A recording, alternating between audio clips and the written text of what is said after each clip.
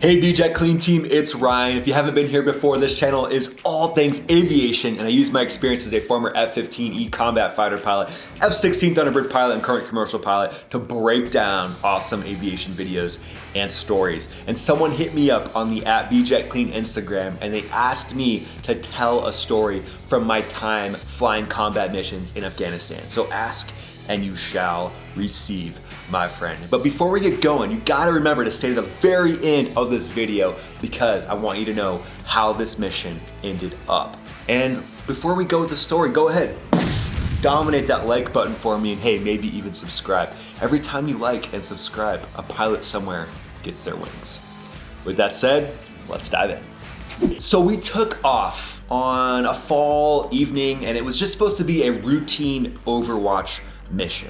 Now, for the first half of my time flying combat missions in Afghanistan, it was essentially all nighttime. This was one of my first daytime missions, and I was stoked. I was like, yes, I'm gonna be able to actually see the earth as I'm flying, not having to look through night vision goggles and see everything through the green goo. I'm actually gonna get to see what's going on out here. So I was super excited, super happy. But a lot of times over there, a lot of your missions are essentially hours of boredom followed by minutes of just sheer adrenaline. That's essentially how this one ended up turning out. But we were doing some Overwatch missions for a few different special forces units that were operating in the area. So we're up over top, just kind of droning around, waiting to see if anybody needs us, and all of a sudden we get a call. We hear that there is a troops in contact situation and they need us to respond immediately. Now, we were probably 100 miles away from the place that we needed to be, but I knew this was a time crucial situation. So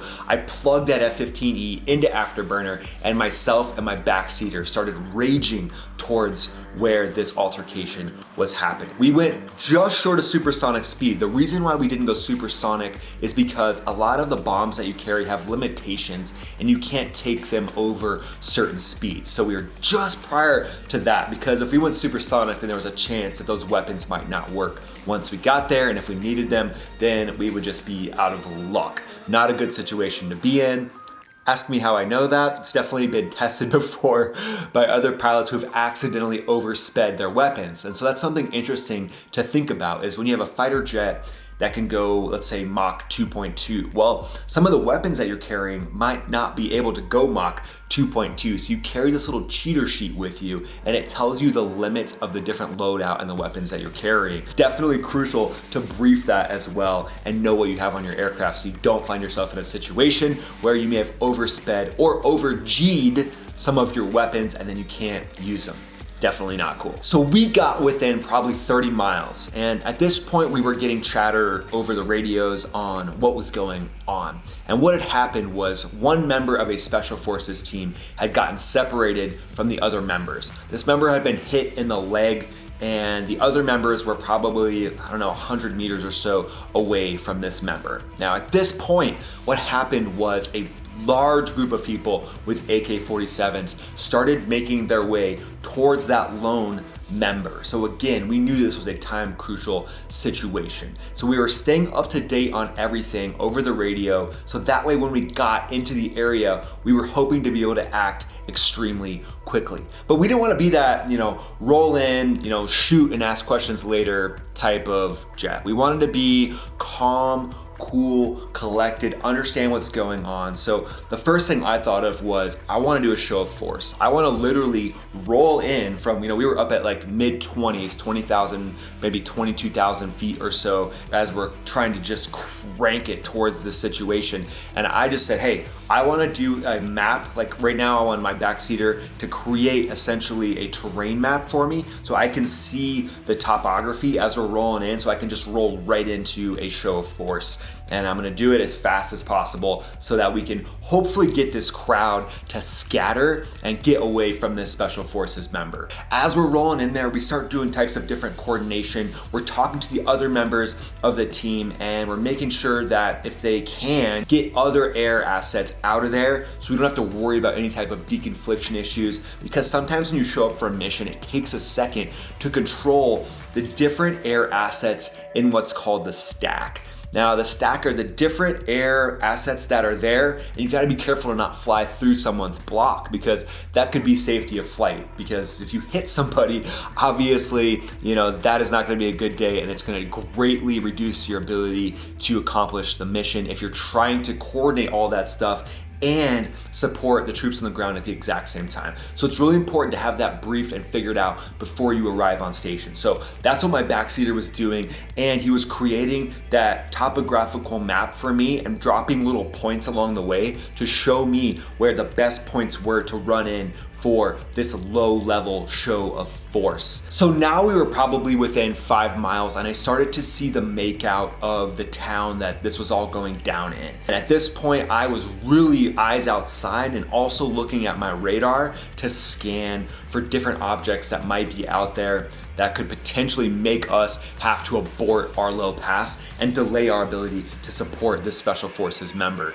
So what I did was I put my radar into a mode that would scan for helicopters, and I actually picked one up essentially right when I put it into that mode. So boom, picked up the helicopter and I saw it. It was directly over my run-in line. It wasn't as close to the Special Forces member as us, obviously, but it was right over top of the line I needed to run in at. What kind of helicopter it was some sort of civilian helicopter doing some sort of like supply or mail delivery or some sort of drop-off type situation, and I wasn't able to get in contact with them.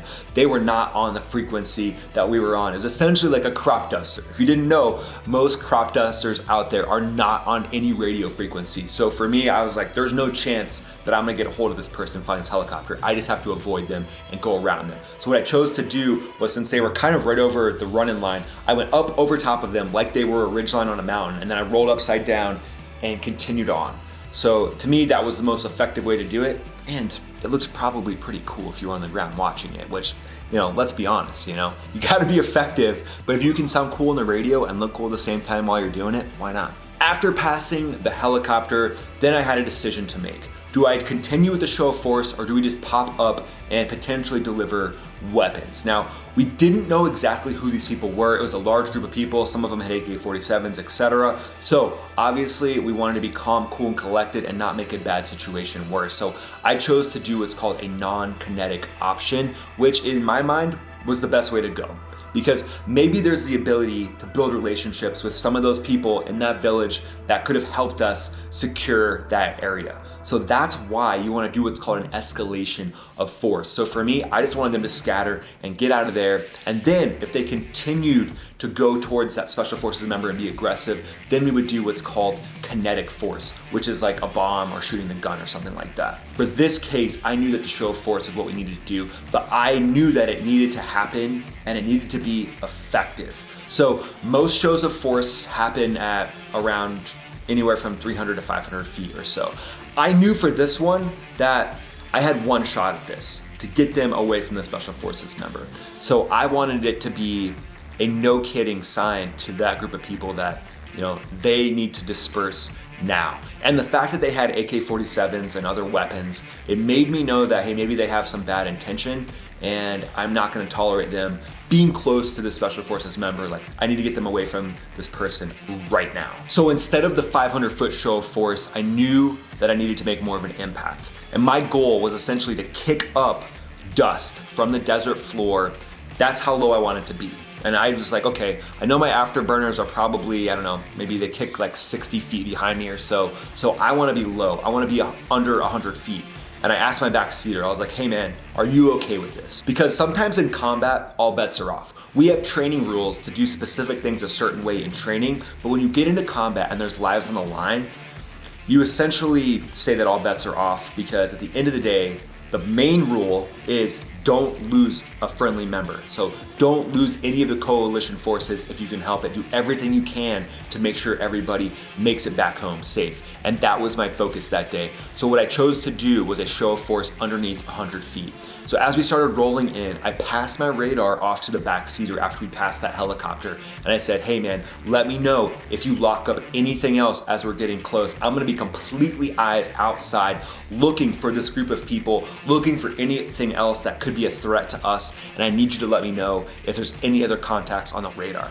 So that's what my backseater did, and it gave me the ability to fully look outside and set myself up in a position to do a show force over this mob.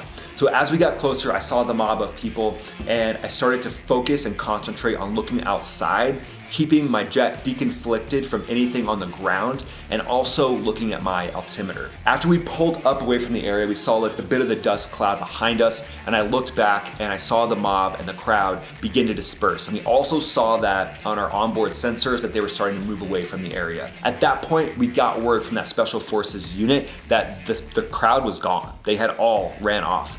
And then the rest of the team was able to link up with their guy, and then they called in a helo for extraction, and they were out of there. So those are the kind of weird, nuanced type situations where you have to think in the gray area, and sometimes you do things that maybe are not traditional, or maybe you would get in trouble from the bosses if you did it back at training. But for me, my number one focus in combat was to try to get everybody, my flight mates, the people flying with me, and everybody I was supporting on the ground to come home safely. And I was very grateful that that day we were able to do that. I'm so glad you guys are here to hear this story. If you have any comments, let me know below. Would love to hear your suggestions too on other stories that you want to hear, so hit me up on the @BJetClean Instagram. And ultimately, I want you to have a great day. Thanks for being here. Smash that like button. See you in the next video.